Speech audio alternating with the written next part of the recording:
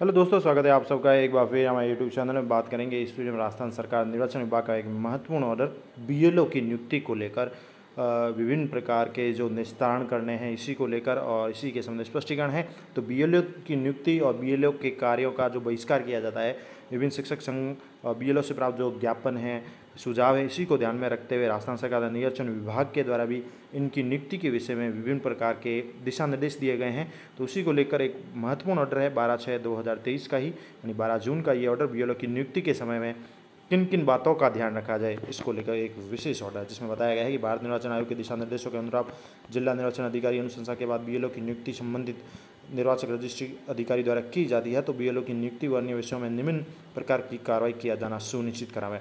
सबसे प्रथम है कि भारत निर्वाचन आयोग के द्वारा जो भी दिनांक 28/1/2008 के द्वारा प्रदत्त दिशा निर्देश के अनुसार ऐसे अध्यापक जन के द्वारा बीएलओ का कार्य भी संपादित किया जा रहा है कि पदीय कार्य व चुनाव जैसे महती कार्य के मध्य संतुलन स्थापित किए जाने के लिए विस्तृत दिशा निर्देश जारी किए गए थे, जिनमें यथासाध्य अध्यापन दिन और समय के संबंध में भी स्पष्ट दिशा निर्देश विहित किए गए थे।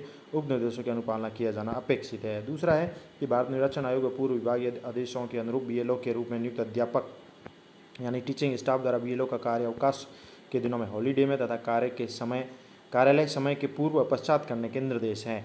इस संबंध में माननीय न्यायालय की लगाई गई रिट जोधपुर में एसीबी सिविल रिट याचिका संख्या भी है, जिसमें महेश स्वामी बनाम राजस्थान राज्य में पारित निर्णय है 16/3/2022 में अध्यापकों द्वारा ही बीएलओ के कार्य निष्पादन को समुचित माना गया है तथा यह सुनिश्चित किया जाना आवश्यक है कि बीएलओ का कार्य इस प्रकार निष्पादित किया जाए जिससे शैक्षणिक गुणवत्ता में भी विपरीत प्रभाव ना हो। तीसरा पॉइंट है कि बीएलओ की नियुक्ति के लिए भारत निर्वाचन आयोग के पत्र और 28/1/2008 द्वारा दिए गए निर्देश जारी किए गए, जिसके अनुसार निर्देशित पदों के अनुसार सभी श्रेणी के कार्मिकों की नियुक्ति बीएलओ के रूप में उपलब्धता के अनुसार की जानी चाहिए। बीएलओ की नियुक्ति में आयोग के निर्देशों की पालना सुनिश्चित की जानी चाहिए।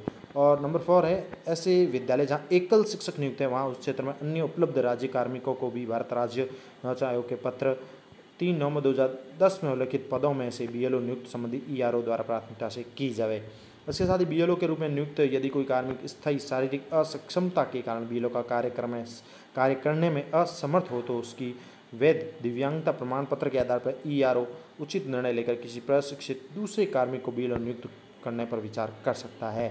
इसके साथ ही निर्वाचक रजिस्ट्रीकरण अधिकारी द्वारा बीएलओ नियुक्ति के समय सर्वप्रथम स्थानीय कार्मिक को संबंधित मतदान केंद्र की निर्वाचक नामावली में पंजीकृत मतदाता कार्मिक को प्राथमिकता दी जाए। इसके साथ ही किसी भी बीएलओ को उसके पदस्थापन स्थान से बहुत अधिक दूर से आवागमन होने से मूल विभाग के दैनिक कार्यों पर यदि प्रतिकूल प्रभाव पड़ता है तो इसलिए आवश्यक परिस्थितियों व कार्य की गंभीरता को देखते हुए भी ऐसी नियुक्ति के लिए ईआरओ द्वारा प्रस्तावित किया जाना चाहिए। इसके साथ ही 7 पॉइंट है कि बीएलओ राष्ट्रीय महत्व के कार्यों के निर्वहन के साथ स्वयं के मूल विभाग के दायित्वों का भी निर्वहन करते हैं। ऐसे में निर्वाचक नामावली से संबंधित कार्यों का आयोग के अनुसार समयबद्ध तरीके से संपन्न कराना होता है। तो प्रभावी पर्यवेक्षण के दौरान कुछ बीएलओ सुपरवाइजर को कारण बताओ नोटिस भी जारी किए गए हैं। अगर इन बीएलओ सुपरवाइजर द्वारा समय के साथ प्रभावी संतोषजनक कार्य कर लिया गया है तो इनके स्पष्टीकरण और नोटिसों को समयबद्ध तरीके से निस्तारित भी किया जाए।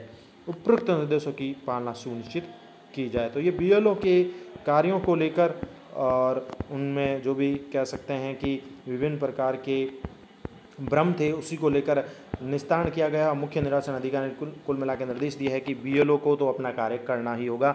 बीएलओ की नियुक्ति के संबंध में कुछ मार्गदर्शन और स्पष्टीकरण भी दिया गया है। ज्ञापन के निस्तारण के संबंध में ये ऑर्डर जारी किया गया है। तो समस्त बीएलओ शिक्षक साथियों के लिए ये महत्वपूर्ण ऑर्डर है और इसमें बताया गया है कि कैसे बीएलओ शिक्षकों के लिए कार्य करना जरूरी भी है और विपरीत परिस्थितियाँ होने पर संबंधित ईआरओ है उनके संबंध में निर्णय भी ले सकते हैं। धन्यवाद।